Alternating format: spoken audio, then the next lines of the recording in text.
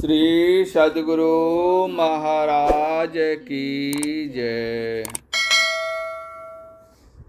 पूज्यपाद महर्षि हरिनंदन परमहंस जी महाराज का प्रवचन। मन तू क्यों भूला रे भाई। बंदो गुरुपद कंद कृपा सिंधु नर रूप हरि महामोह तम पुन जासु वचन रवि करनिक। संत कबीर साहब ने कहा, मन तू क्यों भूला रे भाई, तेरी सुध बुध कहाँ हिराई। जैसे पंछी रैन बसेरा बसे वृक्ष पर आई।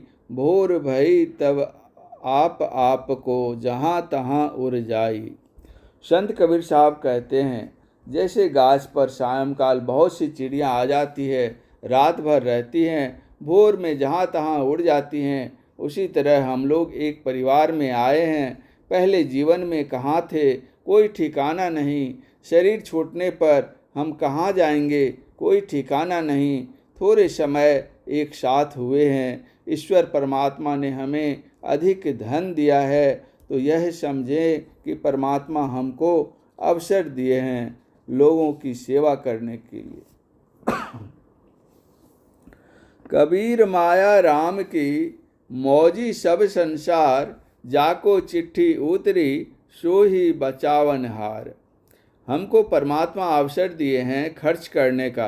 अगर धर्म कार्य में खर्च करते हैं, अभावग्रस्त लोगों को देते हैं, तो परमात्मा कमी नहीं होने देते। एक संत की वाणी है, दाता के घर संपत्ति देता रहे हुजूर, जैसे गाड़ा राज को देता रहे मजूर। दाता के घर संपत्ति, जो उदार प्रकृति के व्यक्ति हैं, जो धन को धर्म के काम में लगाते हैं, जिस काम से बहुत लोगों को लाभ होता है, यथा स्कूल बनवा देते हैं, कॉलेज बनवा देते हैं, अस्पताल बनवा देते हैं, सत्संग भवन बनवा देते हैं, अभावग्रस्त व्यक्ति हैं उनकी सहायता कर देते हैं। जो बहुत असहाय आदमी है, पंगु है, नेत्रहीन है, उनको वे सहायता कर देते हैं। असल में धन का उपयोग वे ही करते हैं। गुरु महाराज कहते थे, प्रारंभिक काल में जब मैं विद्यालय से निकला था, तो एक रोज़ एक व्यक्ति के यहाँ ठहरा। हमको जाना था छपड़ा। हम एक धनी आदमी के यहाँ पहुँचे, रात में वहीं ठहरे। उनसे कहा कि मैं जाना चाहता हूँ छपड़ा। बोले ठीक है, प्रातःकाल आपको रास्ता दिखला देंगे। वे बहुत वृद्ध थे। लाठी के सहारे धीरे धीरे कुछ दूर जाकर वे अपने से रास्ता दिखाए। गुरु महाराज ने पूछा कि मैं एक बात आपसे पूछना चाहता हूँ। उन्होंने कहा ठीक है, पूछिए। कहा कि आप तो बहुत धनी आदमी हैं, आपके पास नौकर है, आप अपने से इतना कष्ट उठाए, आपको ठीक से मालूम नहीं पड़ता है। लाठी से टटोल टटोल करके रास्ता दिखलाए हैं।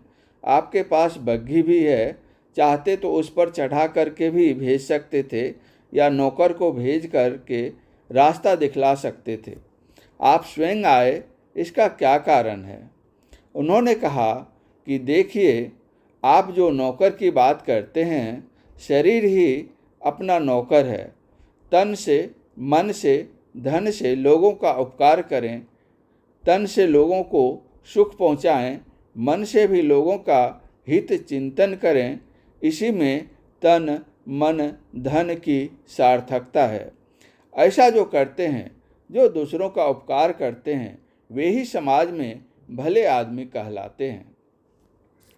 संत लोग कहते हैं कि केवल साधन भजन ही नहीं, व्यावहारिक ज्ञान भी चाहिए।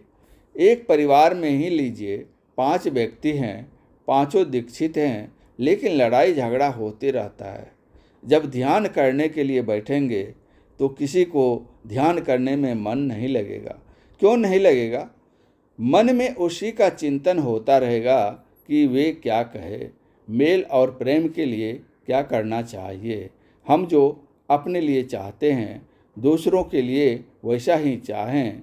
हम चाहते हैं कि हम सुख की हालत में रहें तो दूसरों को सुख पहुँचावें।